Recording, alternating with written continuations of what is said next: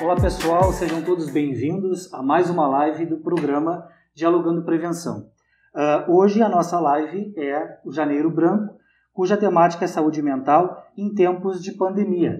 E para conversar um pouquinho conosco, nós temos aqui as nossas convidadas, a psicóloga e especialista em saúde pública com ênfase em saúde da família, Julie Bittencourt, e a enfermeira RT do CAPS e também especialista em psiquiatria, Marina Macmil.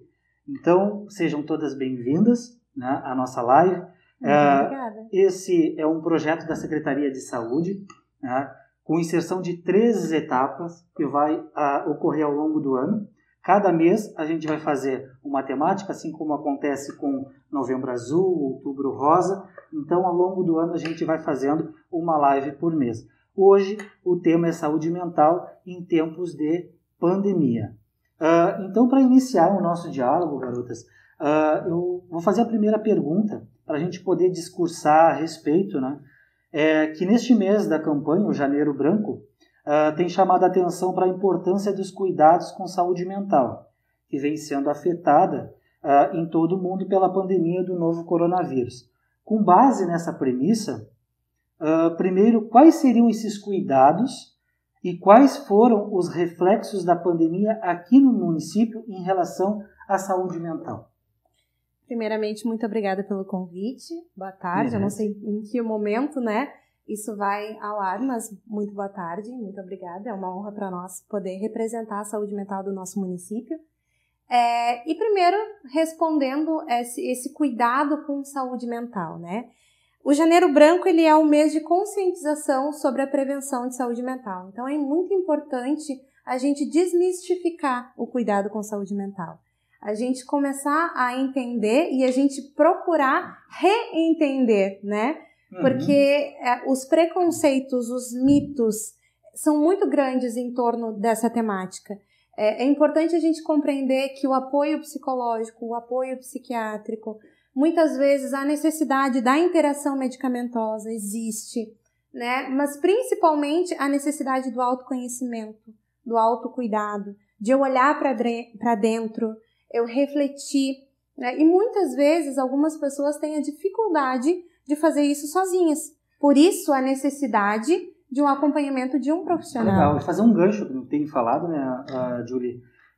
Essa necessidade de olhar para dentro. O Janeiro Branco justamente vem no primeiro mês do ano, porque é um momento que a gente tem esse hábito de rever, né, os nossos conceitos para o ano, né, tentar mudar algumas coisas que a gente vem fazendo, dar uma nova vida, vamos dizer assim, metas, traçar metas.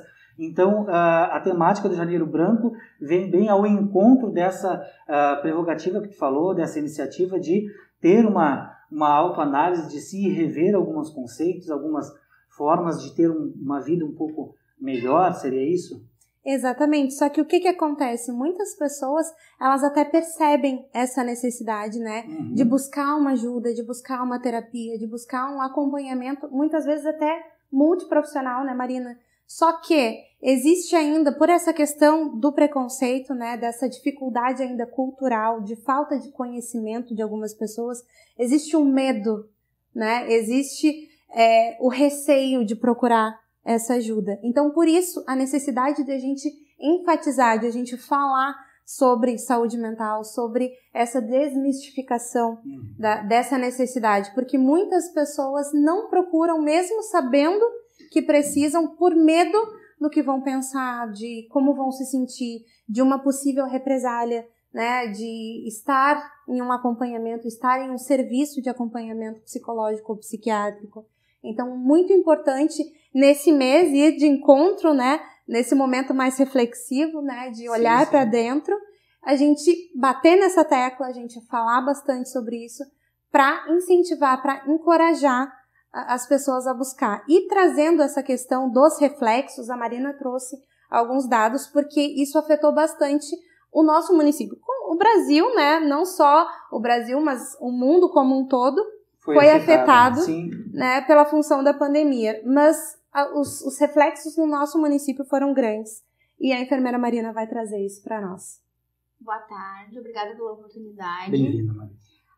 Assim, nós fizemos um levantamento na saúde mental do município e nós tivemos um aumento de 40% nos casos de ansiedade. E uma coisa muito alarmante foram os suicídios. Tivemos 6 suicídios em 3 meses. E as tentativas, as ideações suicidas são incontáveis nesse período de pandemia, que é muito grave, né? Muito alarmante, mas não é só aqui, temos por todo o mundo acontecido isso, né? É uma coisa que, como diz na tua pergunta, é uma coisa que já vinha sido... E esse aumento de 40%, claro que a pandemia que chegou aqui, pelo menos no nosso município, foi em meados de junho, né? Maio e junho. Então, esse levantamento ele foi em menos um curto espaço de tempo, né? Em questão de 4, 5 meses, já tiveram esse aumento de 40% nos casos, né, de ansiedade. E os suicídios nos 3 primeiros meses de pandemia. Olha só. É bem alarmante isso, né? Então, a pandemia, ela traz consigo não somente a doença em si, né, como outras doenças também geradas pela... Acarretam várias outras coisas. Muito também, pacientes que tinham só um transtorno, começaram a ter o transtorno misto ansioso-depressivo. Pacientes que tinham só depressão começaram a apresentar sintomas ansiosos. Né? Nossa. Então tá. Uma segunda pergunta que eu gostaria de trazer também para nós dialogarmos a respeito é que em março já do ano passado, a Associação Brasileira de Psiquiatria já vinha advertindo que a pandemia traria uma nova onda relativa às doenças mentais. Então, com base nisso, né, o Poder Executivo do município, por intermédio da Secretaria Municipal de Saúde, abriu o serviço de ambulatório de saúde mental, né, que foi uma grande conquista também, um importante serviço que foi aberto aqui no município. Então, eu queria explicar um pouquinho mais para quem está nos assistindo, né, para quem ainda não conhece onde fica, como que é. Eu gostaria, então, de saber assim, o endereço, onde é que ele fica, quais os serviços que são oferecidos lá e como se dá o acesso do usuário até esse dispositivo. Julie, poderia iniciar para nós um pouquinho falando a respeito, já que tu atuas junto no Ambulatório de Saúde Mental? Claro, com prazer. Bom, o Ambulatório de Saúde Mental ele está situado na Rua Álvaro Costa, número 37, se eu não me engano. Aonde era Transnorte, em frente à hidroviária. É um prédio azul. Bem central, então. Bem central. Lá, por enquanto, são ofertados serviços de atendimento médico, atendimento psicológico e arte-terapia. A princípio são esses serviços, mas posteriormente nós vamos implementar outros serviços. E a forma de ingresso no tratamento lá e quem pode acessar esse serviço? Bom, a princípio o SUS é para todos, certo? O atendimento é para a população no geral, mas existem locais específicos para cada caso, né? Por isso que existe o CAPS, por isso que existe o ambulatório, por isso que existem os postos de saúde. E a forma de acesso ao ambulatório de saúde mental é o CAPS. E uma coisa que é importante também ser falada, que a gente fala, mas não com tanta frequência, mas o NASF também é um serviço de porta de entrada, tanto o CAPS quanto o NASF. Então, o que acontece?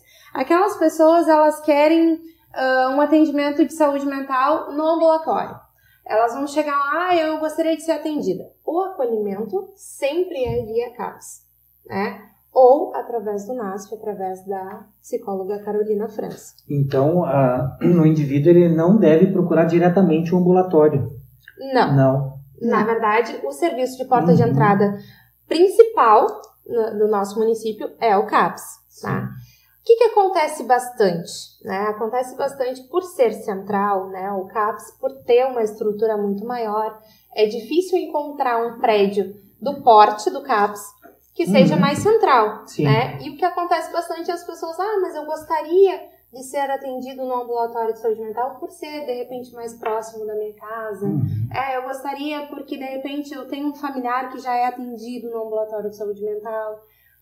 Isso é feito com uma reunião de equipe. Acho que a gente poderia trazer isso. Então, Marina, feito... como é que se dá? A pessoa, ela tem essa decisão que ela precisa buscar uma ajuda de profissional para cuidar da sua saúde mental, porque ela acha, por algum motivo, ou que está depressiva, ou que está com ansiedade, e ela resolve buscar esse auxílio nos dispositivos de saúde que nós temos. Ela vai primeiramente buscar o atendimento lá no CAPS, é isso? Sim, a porta de entrada da saúde mental do município é o CAPS.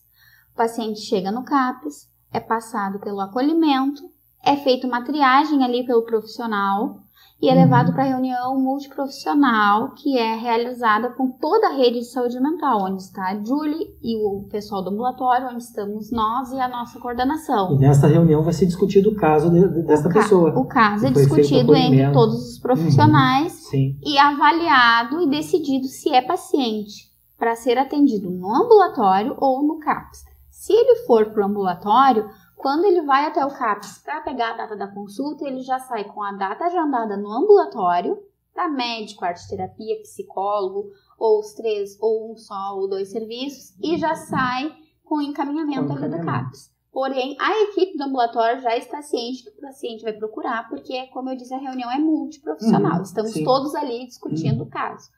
Nada também disso quer dizer que se for avaliado lá no ambulatório e precise ser atendido no CAPS, ele é encaminhado novamente para o CAPS e segue o tratamento dele. Vai da avaliação profissional. Nesse acolhimento que você falou, é feito tipo uma entrevista com a pessoa?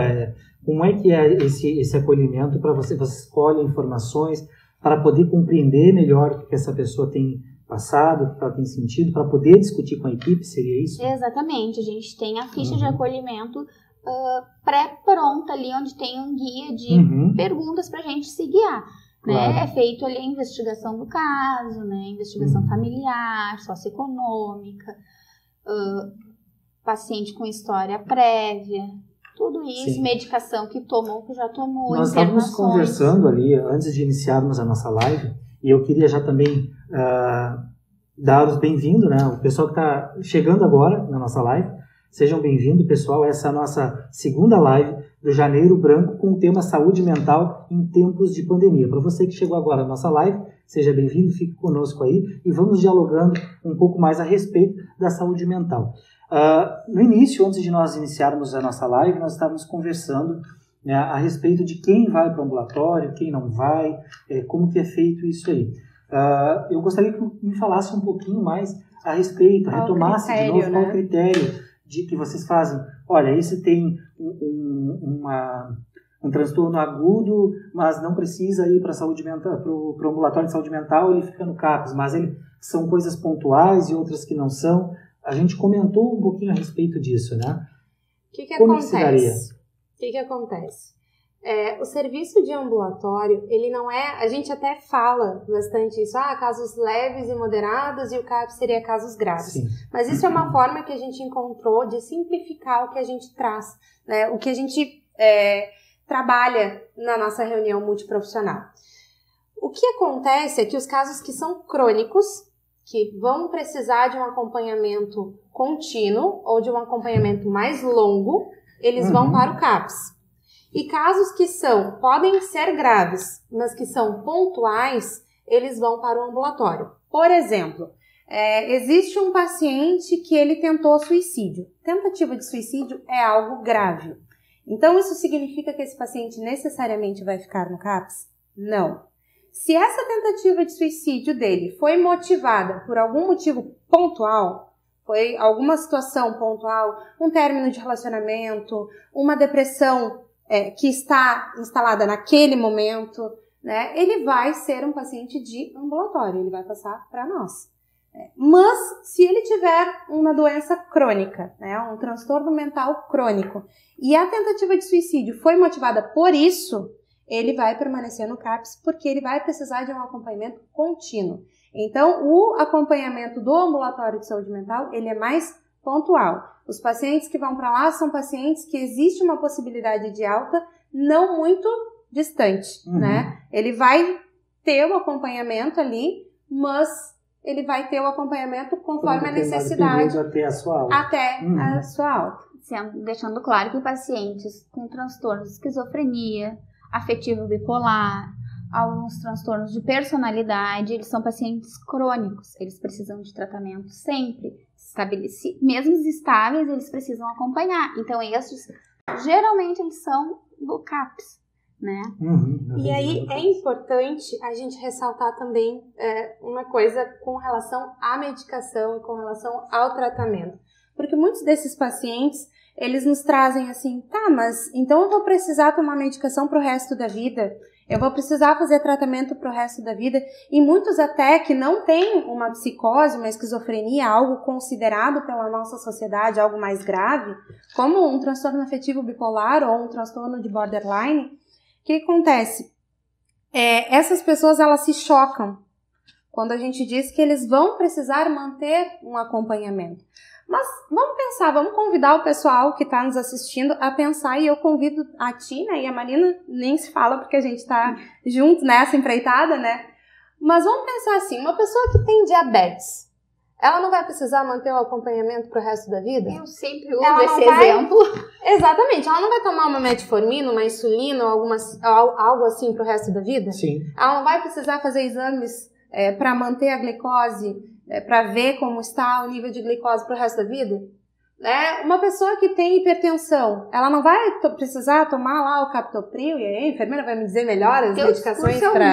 quando eu falo com o paciente sobre medicação. A gente fala a mesma língua, né, Marina?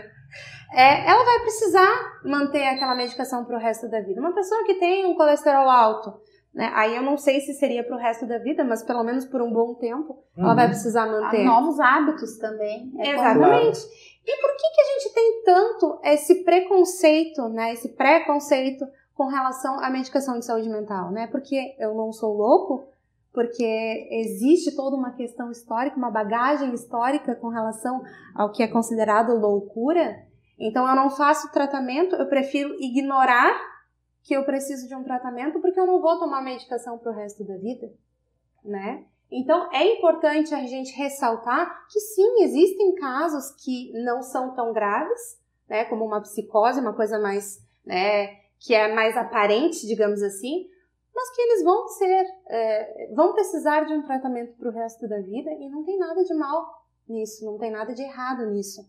O errado seria tu conviver com uma coisa ruim, havendo ali um tratamento, havendo uma possibilidade de viver melhor e não fazê-lo. Exatamente. Eu costumo pegar muitos casos assim, no acolhimento, e dizer qual o problema da medicação psiquiátrica. Só porque não é para hipertensão nem para diabetes, tu não vai tomar? Eu costumo usar isso. Porque as pessoas têm... a sociedade impõe, na verdade, que cuidar do colesterol, da pressão, ir no cardiologista anualmente para fazer ali uma revisão, é normal. Cuidar da saúde. Isso é normal. Cuidar da saúde é corpo e mente, né? Exatamente, é corpo são, mente sã, corpo são, é isso aí. Exatamente, eu acho que porque é primordial isso, né? A nossa cabeça reflete no organismo. Isso reflete em todo o nosso corpo. Se criou uma dissociação entre corpo e mente como se fossem coisas separadas, a gente é um todo, né? Não tem como dizer que a tua mão tá com um machucado e que tu tá bem. Tu não tá bem. Tem uma parte tua que não tá bem. Claro. E é a mesma coisa com a cabeça, é a mesma coisa com a nossa mente, com o nosso emocional.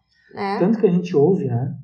Não sei se há dados científicos, mas a gente ouve muito falar que o pensamento positivo, a pessoa estar proativa na cura daquela doença, isso ajuda muito realmente, né? A gente tem relato de pessoas que estavam com câncer e que se curaram do câncer com a ajuda do tratamento, mas também aquele pensamento positivo, a mente sadia, contribui muito para a cura desse paciente, né? E tem muita gente que acha que consegue controlar isso. Se tu consegue, que bom, mas não é errado tu não conseguir procurar ajuda.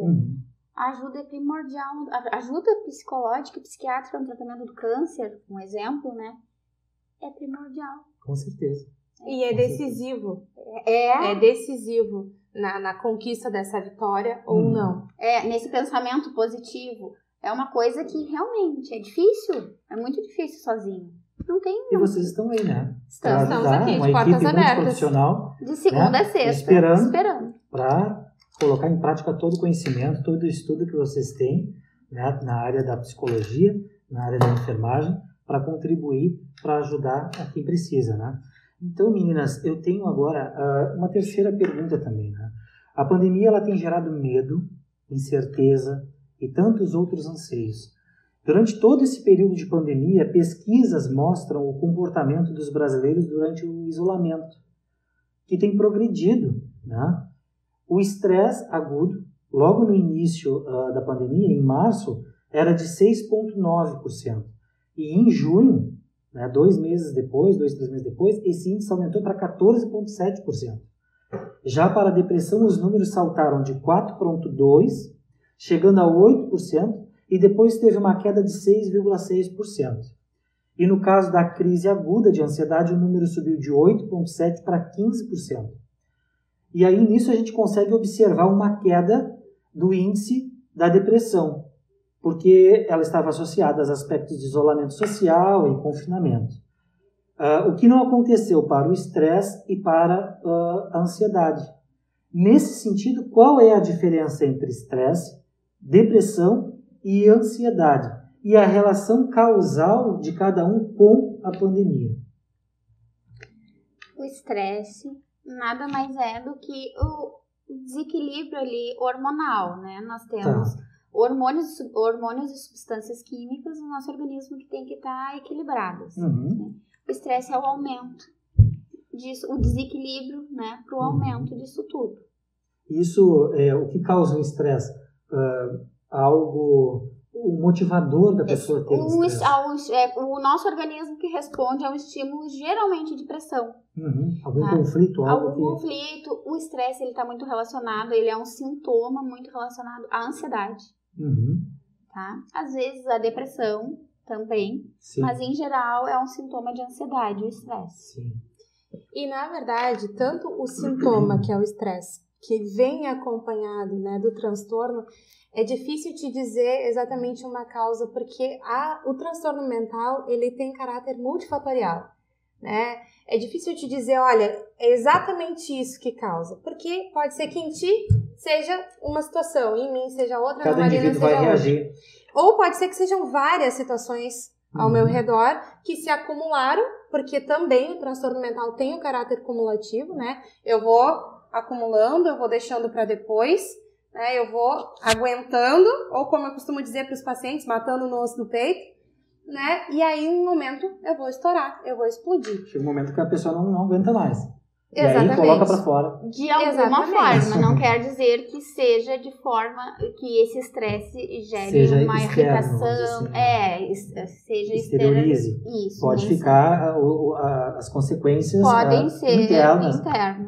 Prova viva disso são pessoas que cometem suicídios e chocam outras, né? Porque aí as outras ao redor dizem, não, mas aquela pessoa estava sempre rindo, a gente nunca soube que ela precisou, mas ninguém sabe o que ela estava sentindo. Por exemplo, né, mulheres, o famoso queda de cabelo, a gente ouve muito, tô caindo cabelo, tô com estresse, né? Então realmente tem as consequências, as sequelas do estresse no organismo da pessoa. E aí, tanto o estresse quanto a somatização são sintomas. O que acontece? Pode haver manchas pelo corpo, eu posso sentir náuseas, dores de cabeça, gastrite, úlcera, queda de cabelo. Mas uma coisa que tu falou aí, que tu trouxe dos dados, chamou a atenção, que foi a questão da depressão. A depressão, ela houve aí uma queda, exatamente, né? Mas eu, Julie, acredito que não seja somente pela questão do isolamento, que deu uma relaxada, né? Que agora as pessoas saem um pouco mais e tudo mais. Não seja só devido ao isolamento. Eu acredito que as pessoas, elas se deram conta que elas precisam de ajuda, e isso a gente percebeu muito no município, né? Houve um aumento muito grande de pessoas procurando ajuda em função da pandemia, né? E as pessoas começaram a buscar esse olhar para dentro de si, começaram a buscar se conhecer, se entender, mas a ansiedade, ela não diminuiu, e acredito que não vai aumentar cada vez mais, porque a gente tem uma falsa sensação de controle, né? como nós conversávamos antes, né, de entrar no ar, a gente faz planos para quando eu chegar em casa, para a semana que vem, para o mês que vem, como se nós tivéssemos controle de alguma coisa. E a gente não tem controle de nada. A pandemia veio para mostrar que o dia de amanhã é incerto. E causou muito medo. Só que isso sempre foi incerto. E agora a gente se deu conta. Hoje a gente tem a certeza. Né? Isso veio nos escancarar. Nada é certo. Né? Vem nos escancarar essa incerteza. E isso nos gera muita ansiedade. Esse medo do futuro, esse medo do que será. Que vai se estabelecer, né? Eu acho que até mesmo a questão se vem a vacina, se não vem, o que vai acontecer, se eu vou passar, né, pela pandemia, se eu não vou, eu vou perder algum parente, algum familiar. Isso tudo mexe com a estrutura de qualquer um, né? Uhum. Então, eu peguei vários casos de paciente relatar para mim o aumento da irritabilidade. Irritabilidade é um sintoma de depressão. Muita gente não sabe, muita gente pensa que a depressão é só o choro, a tristeza, a angústia, mas não. A irritabilidade também é um sintoma bem presente na depressão. E eu tive casos de paciente que, eu passei mal com o coronavírus, passei muito mal, perdi um familiar, e as pessoas estão nem aí. Gente que se revoltou muito, que ficou muito irritado com o próximo, que vai procurar o tratamento por conta disso mesmo. Sim. Da irritabilidade com o próximo, a agressividade verbal com o próximo, né?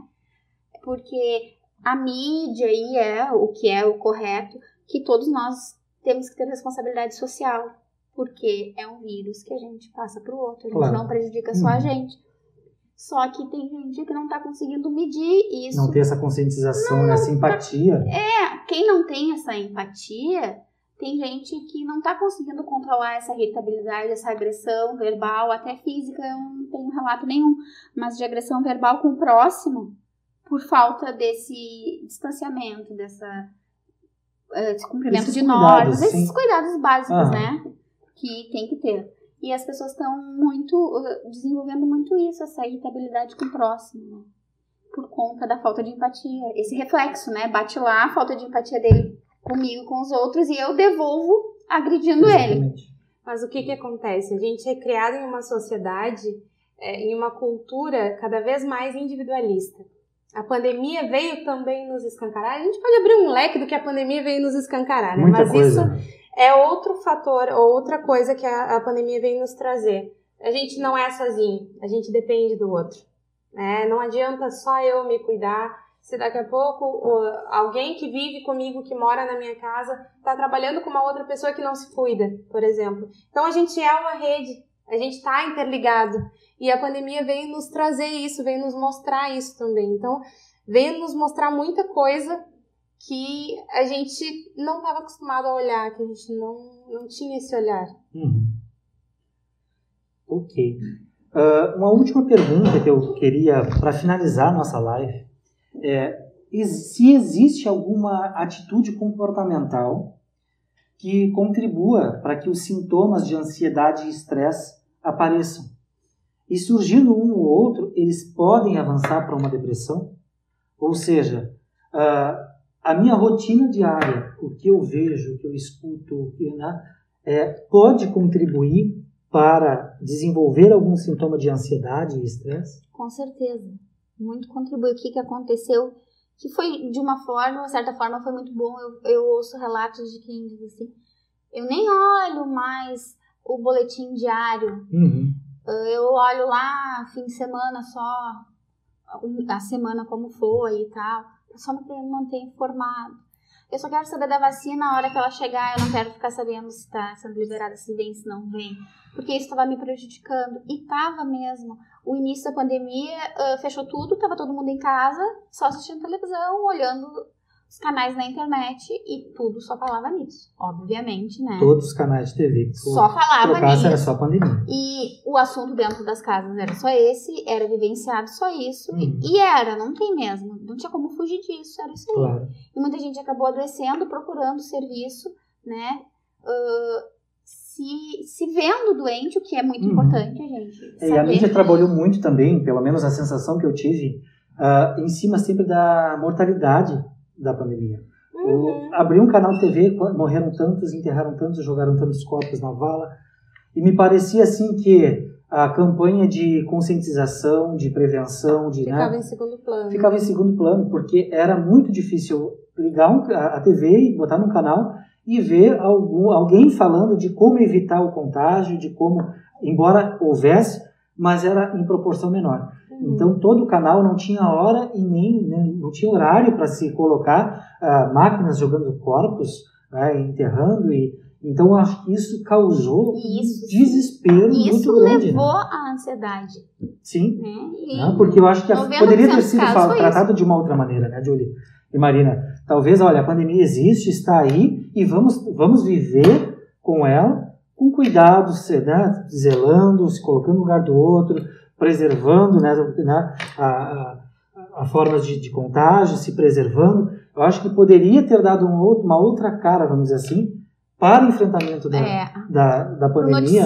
O noticiário, né? E eu acho que se preocupou muito com essa questão de doença, de falta de leito, pessoas morrendo. E isso acabou nos influenciando muito também e nos levando ao desespero, né? Foi uma tentativa de conscientização, eu creio que tenha sido, né? Para nós, a gente vê de forma errada conscientizar, mostrando... Desta forma com medo, né? Mas foi uma tentativa. Eu acredito que tenha sido uma tentativa, porque, como a gente falou, falta empatia nas pessoas, mesmo, né? De repente, o choque. Eu, minha esposa e meu filho mais velho, nós 3 positivamos para o Covid. O menor não, mas foi um período muito tenso, assim. Até porque a gente não sabia como nós iríamos passar por isso. E o menor, o caçula, ele tem displasia pulmonar e isso gerou um desconforto muito grande, né? Justamente por quê? Porque o que nós assistimos era pessoas com problemas de pulmão, que morriam, diabetes, aquela coisa toda. E chegou um momento que eu disse assim, não, para aí, vamos descansar, né? Vamos viver um dia após o outro, observar e vamos parar de somente viver isso. E que isso também é cuidar da saúde. Vocês estavam debilitados naquele momento, passando pela Covid-19, vocês precisavam de calma para passar por aquilo. Podia agravar o quadro de vocês, né? Também. A condição emocional, com certeza, poderia e iria agravar o quadro de vocês. Mas essa questão que tu falou sobre existem comportamentos, né, que podem sim agravar ou não. Eu costumo dizer para os pacientes o seguinte, é um exemplo prático para trazer para a vida deles. Vocês sabem que existem crianças na África passando fome, não sabem? Tá, e vocês têm como resolver isso? Tu tem condições financeiras para resolver isso? Não. Tá, e o que tu pode fazer? Tu pode ajudar quem está aqui passando fome. Essa é a tua forma. Não adianta tu te consumir pensando em uma coisa que tu não vais conseguir mudar. Está distante, né? Então, o que acontece? Tu vai fazer o que está ao teu alcance. Com relação à Covid, existe sim. Se o meu comportamento de olhar o celular, como nós falávamos antes, de olhar o celular, de assistir noticiário, tá exagerado, isso tá me afetando, eu tô absorvendo isso, então eu vou minimizar o uso desses equipamentos, eu vou minimizar o assistir os jornais, os telejornais, enfim, né? Eu vou minimizar esses efeitos para mim, porque eu não tenho o que fazer. Eu não tenho a cura para o Covid-19. Sim. Mas está nas minhas mãos o controle do meu emocional. Muitas vezes não está, e é para isso que nós estamos aqui. Se o controle do meu emocional não está nas minhas mãos, então eu vou confiar em uma equipe que vai me ajudar a retomar esse controle. Porque o Covid-19 está aí. A gente sabe. Está escancarado para nós, né? E a gente não tem, neste momento, nós não somos cientistas, mas nós não temos a cura, infelizmente, para ele. Então, nesse momento, nós temos que conviver com ele. Então, o que é a minha parte? Né? Para a minha saúde mental, para a saúde mental de todo mundo, e não só a saúde mental, mas a saúde do corpo, né? Que a gente fala que é um todo, né? Eu preciso usar máscara, eu preciso lavar as minhas mãos com frequência, eu preciso usar álcool gel se eu não tiver a possibilidade de lavar as minhas mãos, eu preciso tomar cuidado de onde é que eu toco, onde eu vou, não fazer aglomeração, eu preciso tomar o cuidado de não estar assistindo coisas que vão afetar diretamente na minha saúde mental, eu preciso buscar uma equipe de saúde, tanto física quanto emocional, se for necessário, e isso vai fazer com que eu me sinta melhor e que eu consiga passar com maior êxito por essa pandemia. Seria isso. Tá tudo bem cuidar da saúde mental, tá tudo bem não ter controle das emoções. Para isso, tem as equipes de saúde especializadas para cuidar disso. Né? Tem gente que acha que é errado, tu não consegue te controlar, olha essa tua ansiedade aí. Não sou obrigada a conseguir. Se tu consegue, que bom, não sou obrigada, posso procurar ajuda. E deve. E no momento que eu procurar ajuda, eu retomo esse controle. Sim. Eu consigo, porque a ideia é o quê?